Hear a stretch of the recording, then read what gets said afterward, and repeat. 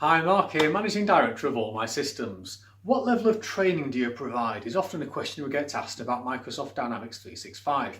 Well, the level of training we provide depends on what your organisation needs, the number of users, the complexity of the system, and how much configuration has been put in place around the system. Also, do you have a local team? Do you have a remote team? Do you have teams based across the UK? Do you have teams based across the world? And each of these different teams and the people within them are going to have different skill sets. So within each of those teams, have you got different people that might need some entry level training, some intermediate level training, and some advanced level training. So we cater for all of these when we're working with clients to understand really what their training needs are, and we conduct what we call a TNA, or training needs analysis. We break down all of the components of the system on one part of the matrix down the left hand side and how people are going to interact with the system, and then we have a look across the columns at the top, the types of roles and the things that people are going to be doing, and we have a kind of a cross in each of the boxes to make sure that we understand what that role needs.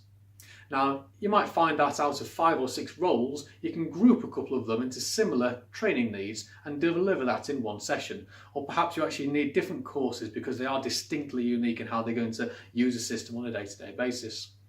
So by conducting a training needs analysis, it informs us what kind of courses we need to build. And then we'll actually put those on and we'll run them as a bespoke course, typically in a face-to-face environment, so that we get the most out of the interaction with your people.